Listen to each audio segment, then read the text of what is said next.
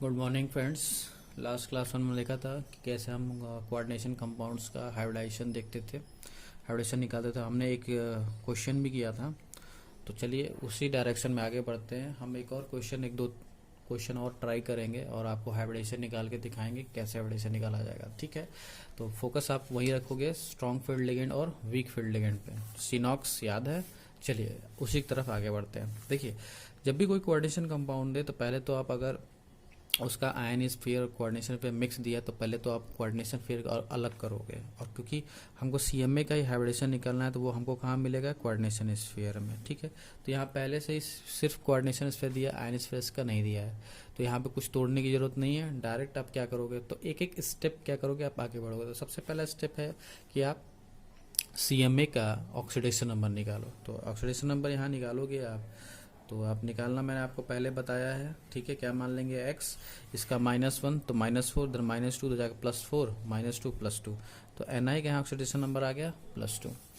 ठीक, दूसरा स्टेप क्या है? दूसरा स्टेप आपको ये देखना है कि लिगेंड हमारा कैसा है, वीक फील्ड लिगेंड है या स्ट्रॉन्ग फील्ड लिगेंड। तो मैंने आपको सिनॉक्स बताया था,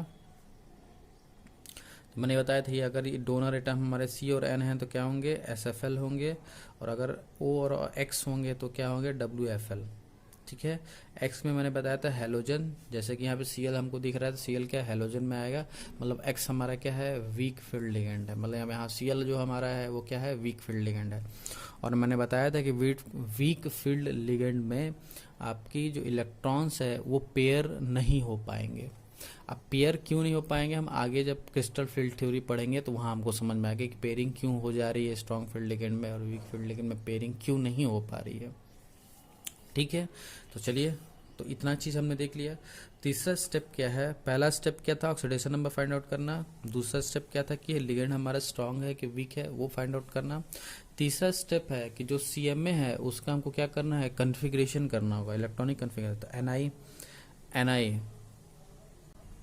एनआई का एटॉमिक नंबर हमें पता है कितना, तो है 28। ठीक है, तो कन्फिग्रेशन करेंगे।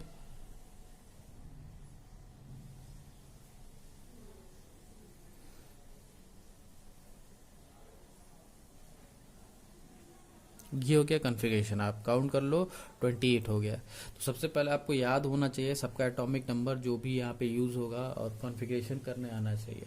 तो ये तो हो गया निकेल एटम का कॉन्फ़िगरेशन, लेकिन यहाँ पे किस फॉर्म में निकल है? Ni+2 फॉर्म में है। +2 का मतलब 2 इलेक्ट्रॉन निकलना है। मैंने आपको बताया था कि इलेक्ट्रॉन लास्ट क्लास में कि इलेक्ट्रॉन कहाँ से निकलता है? आउटर मोस्ट सेल से निकलता है। सबसे पहले तो आपको सेल देखना होगा, तो मैंने कन्वर्ट करना मैंने बताया था कि कैसे आप सेल में कन्वर्ट करोगे। कन्वर्ट कर लेंगे हम, ये हो गया 1s2, ये हो गया 2s2 2p6, 3s2 3p6 और 3d8 यहाँ पर, और लास्ट में क्या आएगा? 4s2। तो 2 इलेक्ट्रॉन निकालने हैं, तो कहाँ से निकलेगा? आउटर मोस्ट सेल से। तो आउटर मोस्ट सेल में कितने इलेक्ट्रॉन हैं? 2 ही इलेक्ट्रॉन होती है, क्या हो जाएगा? निकल जाएगा। तो नेक्स्ट जो स्टेप हमारा बचा कि हमको जो बचा हुआ है कन्फिग्रेशन Ni+2 का, वो हम यहाँ पे नोट डाउन कर लेंगे।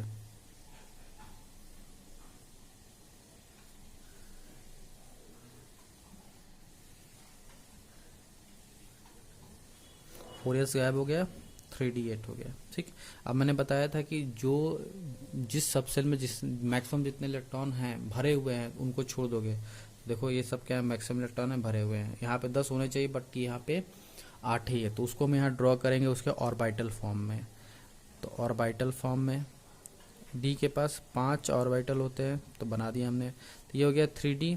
4s में इलेक्ट्रॉन नहीं है, खाली है, तो खाली है। 4s के बाद 4p भी है नहीं, लेकिन बना लिया हमने, खाली है।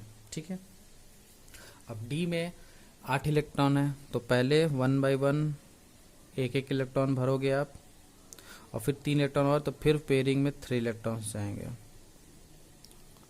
ठीक है, तो ये हो गया हमारा क्या? 3D का स्ट्रक्चर। अब देखो हमारा लिगेंड कैसा है? मोनोडेंटेट है। ठीक है, मतलब एक Cl से 2 लोन पेयर, सॉरी एक Cl से 1 लोन पेयर आएगा, तो 4 Cl से 4 लोन पेयर। 4 लोन पेयर का मतलब क्या है? 4 लोन पेयर का मतलब ये कि 4 का मतलब 8 इलेक्ट्रॉन इसको रखने हैं, तो इसके पास जगह होना चाहिए 8 इलेक्ट्रॉन का। तो देखो यहाँ पे कभी भी लोन पेयर जो आते हैं वो हमेशा एक साथ 2 इलेक्ट्रॉन लेकर आते हैं, सिंगल इलेक्ट्रॉन लेकर कभी भी लोन पेयर नहीं आएगा, हमेशा एक साथ 2 इलेक्ट्रॉन करेंगे। और एक ऑर्बिटल में मैक्सिमम कितने इलेक्ट्रॉन रह सकते हैं? 2 इलेक्ट्रॉन रह सकते हैं। बात समझ में आ रहा है? मैक्सिमम कितने इलेक्ट्रॉन रह सकते हैं? 2 ही इलेक्ट्रॉन रह सकते हैं। ठीक है, तो हम क्या करेंगे, अब देखो यहाँ पे हम एक एक इलेक्ट्रॉन की जगह तो है रखने का, बट क्या यहाँ पे इकट्ठे 2 इलेक्ट्रॉन आ पाएंगे? नहीं। तो कहाँ पाएंगे? जहाँ खाली होगा। तो ये खाली है तो 2 इलेक्ट्रॉन यहाँ रखेंगे, 2 यहाँ पे, 2 यहाँ पे और 2 यहाँ पे। टोटल हमें कितने रखने हैं? 8। क्या ये चारों ऑर्बिटल कवर हो गए 8 इलेक्ट्रॉन से? ठीक है, तो हाइब्रिडेशन क्या हो गया हमारा, जहाँ पे इलेक्ट्रॉन रखे गए हैं जो तो एक s लिया गया है और p के 3 ऑर्बिटल ले गया है, तो हाइब्रिडेशन क्या हो जाएगा? sp3। और अगर sp3 हाइब्रिडेशन है तो जियोमेट्री क्या हो जाएगा? sp3 के लिए मैंने क्या बताया था? Tetrahedral, tetrahedral. ठीक है, अब देखो, अब ये क्या पैरा है कि डाया है? तो क्या हमको अनपेयर्ड इलेक्ट्रॉन दिख रहे हैं? हाँ, मतलब ये क्या है? पैरामैग्नेटिक है।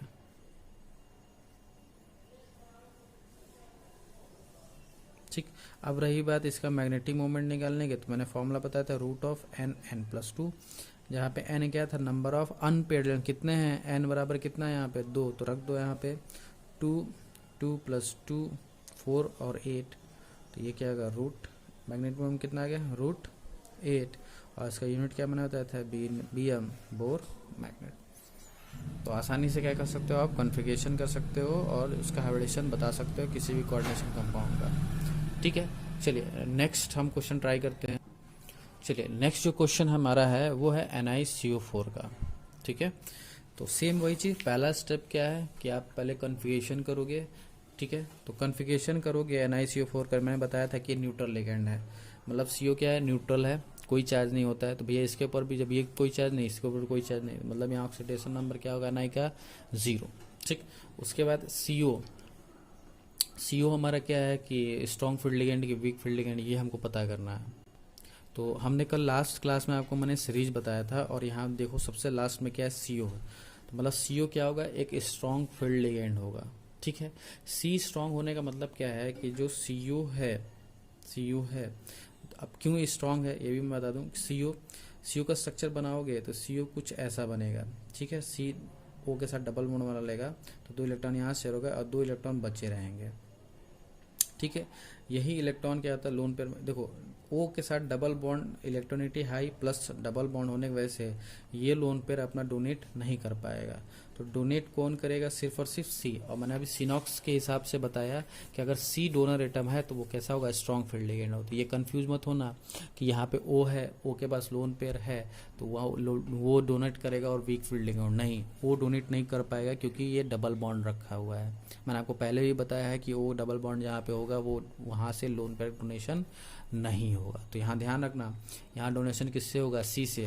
और अगर C से डोनेशन होगा तो CO हमारा क्या है? स्ट्रॉन्ग फील्ड लिगेंड है। तो दोनों पहला और दूसरा स्टेप हमने देख लिया। ये लिगेंड हमारा SFL है, इसका ऑक्सीडेशन नंबर 0 है। अब हम क्या करेंगे? कॉन्फ़िगरेशन Ni का 28। तो अगेन कॉन्फ़िगरेशन आप करिए।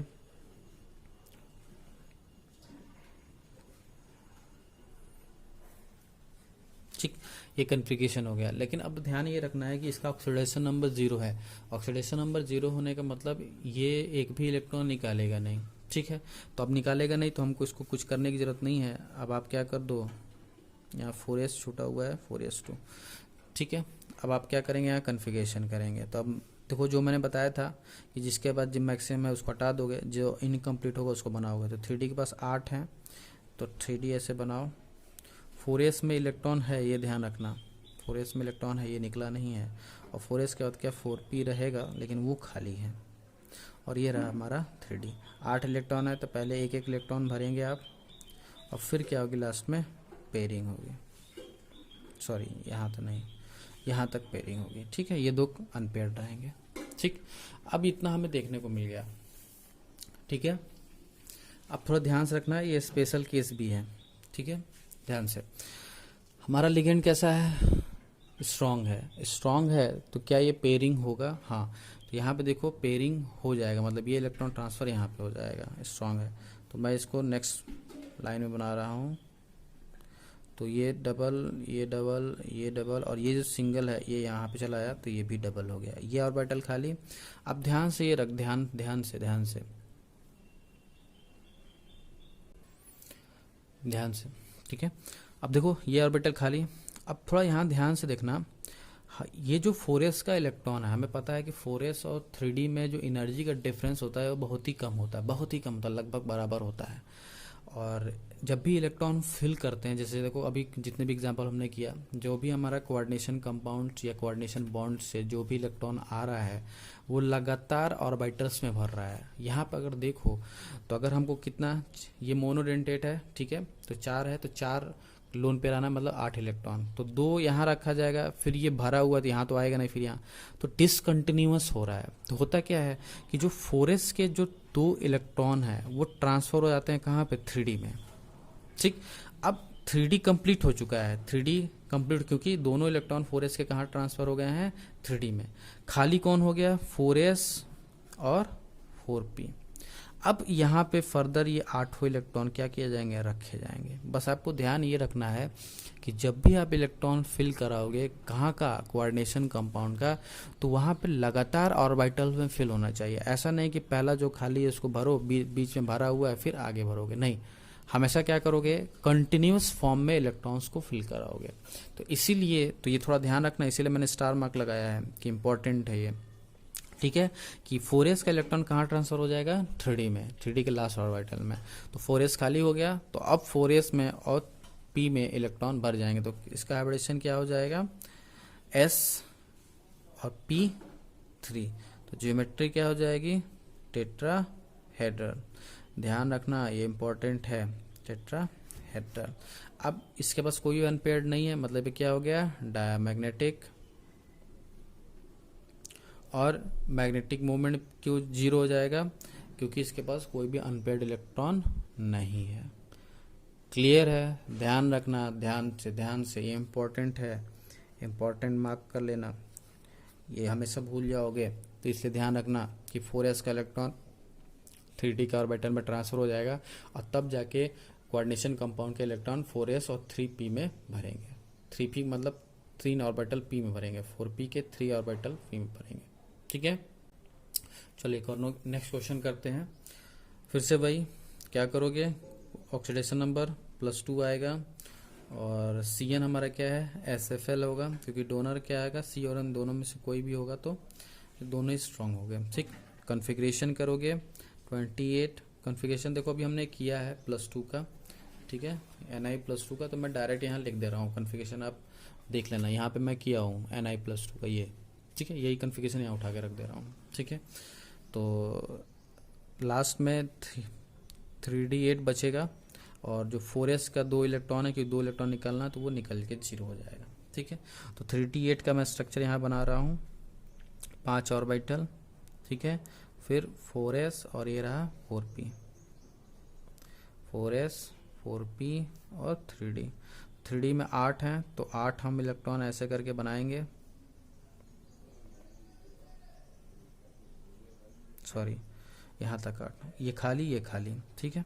अब देखो हमारा एसन क्या है, एसन क्या है, वीक फील्डिंग है, सॉरी स्ट्रॉन्ग फील्डिंग है, वो क्या करेगा, पेयरिंग करा देगा। तो पेयरिंग कराएंगे तो नेक्स्ट स्टेप में 2 electron 2 electron 2 electron 2 electron 2 electron, pairing हो गई। ये अभी क्या है आपका, खाली है, ठीक है। और 4s भी खाली है, ये ध्यान रखना, ये भी खाली है, 4s भी खाली है, और 4p भी खाली है, ठीक है। इसके पहले वाले क्वेश्चन में 4s खाली नहीं था, लेकिन यहाँ 4s खाली है। अब हमको पता है कि जो Cn हमारा वो मोनोडेंटेट है, तो 6 लोन पेयर देगा। 6 लोन पेयर का मतलब हमको 6 लोन पेयर का मतलब हमको क्या करना होगा, 12 इलेक्ट्रॉन रखने होंगे, 12 इलेक्ट्रॉन।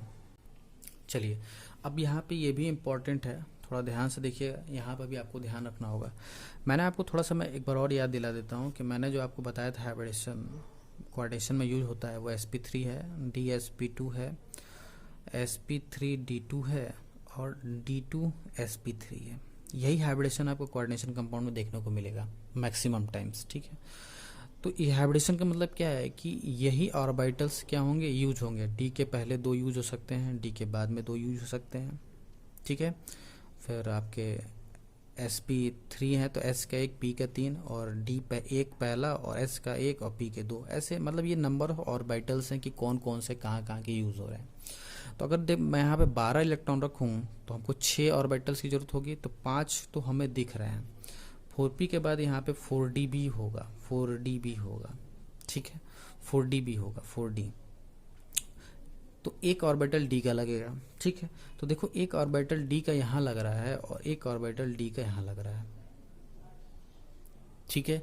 तो ऐसा तो कोई हाइब्रिडेशन नहीं है कि dsp3d, ये कोई हाइब्रिडेशन नहीं होगा, या तो ये होगा या तो ये होगा, ठीक है। तो देखो होता क्या है कि यहाँ का जो 2 इलेक्ट्रॉन है वो 3d से ट्रांसफ़र होता है 4d के एक ऑर्बिटल में, क्योंकि ध्यान रखना है कि हमको d का 3d का 2 ही ऑर्बिटल हाइब्रिडाइज हो सकता है, इसीलिए देखो यहाँ मैक्सिमम 2 आया है। यहाँ पे कभी भी d3sp2 देखने को आपको नहीं मिलेगा, d के 3 ऑर्बिटल देखने को नहीं मिलेंगे। हमेशा d3 है या 3d है उसके मैक्सिमम हमको कितने ऑर्बिटल लेने हैं, 2 ऑर्बिटल लेने हैं। तो अब हम क्या करना होगा, ये d के 2 ऑर्बिटल खाली कराना पड़ेगा। तो खाली कैसे होगा, यहाँ के 2 ऑर्बिटल कहाँ चले जाएं, 4d के एक ऑर्बिटल में चले जाएं। अब एक ऑर्बिटल अभी खाली हो गया, तो अब जो खाली हुआ ये 1 2 3 4, अब 6 आराम से 12 इलेक्ट्रॉन क्या हो सकते हैं, रह सकते हैं। और हाइब्रिडेशन क्या हो जाएगा, यहाँ से d 2 एक s और p के 3, तो हाइब्रिडेशन क्या हो जाएगा d2sp3। और इसका जो जियोमेट्री हो जाएगा क्या मैंने बताया था d2sp3 के लिए ऑक्टाहेड्रल, चाहे वो sp3d2 हो चाहे d2sp3 हो, दोनों केस में क्या होगा ऑक्टाहेड्रल। और ये क्योंकि सारे कैसे हैं, पेयर्ड हैं, इसलिए कैसा होगा डायमैग्नेटिक, और मैग्नेटिक मोमेंट क्या होगा 0, क्योंकि अनपेयर्ड इलेक्ट्रॉन है ही नहीं। तो ये थोड़ा आपको ध्यान रखना होगा कि हाइब्रिडेशन हमारा इतना ही होता है, इस तरह के कोई हाइब्रिडेशन हमको देखने को नहीं मिलेंगे। तो हमको कुछ ऐसा अरेंजमेंट करना होगा कि जहाँ से इलेक्ट्रॉन इस फॉर्म में इस हाइब्रिडेशन में ट्रांसफ़र हो पाए, ठीक है। तो यहाँ ध्यान रखना, यहाँ से ये यहाँ ट्रांसफ़र हो जाएगा और ये जो d 2 खाली हो गया और एक s और 3 p, अब इसमें क्या होंगे, ये 12 इलेक्ट्रॉन आसानी से रह सकते हैं, ठीक है। चलिए नेक्स्ट क्वेश्चन ट्राई करते हैं। चलिए ये क्वेश्चन ट्राई करते हैं। अगेन पहला स्टेप क्या, ऑक्सीडेशन में फाइंड करो, -6 हो जाएगा +6 -3 +3, ठीक। उसका Cn कैसा है, SFL होगा, स्ट्रॉन्ग फील्ड, क्योंकि C और N दोनों में से कोई भी डोनर होगा तो वो स्ट्रॉन्ग फील्ड होगा, ठीक है। तीसरा स्टेप है कि Mn का हमको कॉन्फ़िगरेशन पे लेगा, तो Mn का कितना होता है 25, तो कॉन्फ़िगरेशन करेंगे 25 होता है, तो 1s2 2s2 2p6 3s2 3p6 और 4s2 और 3d5, ये हो गया हमारा कॉन्फ़िगरेशन, ठीक है। किसका, Mn एलिमेंट का। लेकिन Mn का +3 है, मतलब 3 इलेक्ट्रॉन निकल रहे होंगे, तो क्या करेंगे आप इसको सेल फॉर्म में, तभी हमें पता चलेगा कि इलेक्ट्रॉन कहाँ से निकलेगा। तो ये हो गया 1s2 2s2 2p6 3s2 3p6 3d5 and 4s2, 3 electron निकालने हैं। तो सबसे पहले इलेक्ट्रॉन कहाँ से निकलेगा, आउटर मोस्ट सेल से। तो कितना, 2 इलेक्ट्रॉन है, निकल गया। अभी भी 1 इलेक्ट्रॉन और निकालने हैं। तो देखो अब इसमें इलेक्ट्रॉन निकल गया तो ये खाली हो गया, तो अब आउटर मोस्ट सेल कौन हुआ, ये वाला। तो आउटर मोस्ट सेल में भी इलेक्ट्रॉन कहाँ से निकलेगा, आउटर मोस्ट सब सेल से। तो आउटर मोस्ट सब सेल कौन हुआ, ये। तो यहाँ से क्या होगा, 1 इलेक्ट्रॉन निकल जाएगा। तो क्या बचेगा, कॉन्फ़िगरेशन Mn +3 का 1s2 2s2 2p6 3s2 3p6 4s से इलेक्ट्रॉन निकल गया है और d से 1 इलेक्ट्रॉन निकल चुका है, तो 3d4, ठीक है। अब आप क्या करोगे, तो मैंने बताया था कि जो भर गया उसको हटाओ, 3d को यहाँ बनाओ, उसका ऑर्बिटल, तो यहाँ मैंने 3d का बनाया, ठीक है। 4 इलेक्ट्रॉन है तो 1 इलेक्ट्रॉन क्या करेंगे आप, फिर भर देंगे। 4s खाली है और 4p वो भी क्या होगा, खाली होगा, ठीक है। अब आपको ध्यान क्या रखना है कि हमारा स्ट्रॉन्ग फील्ड लिगेंड है कि नहीं है, हैं? तो स्ट्रॉन्ग फील्ड लिगेंड है तो क्या पेयरिंग होगा? यस, पेयरिंग होगा। लेकिन पेयरिंग होगा तो आप सोच रहे हुए कि यहाँ का यहाँ चला जाएगा और ये इसके साथ पेयर हो जाएगा, तो हम ये बनाएंगे,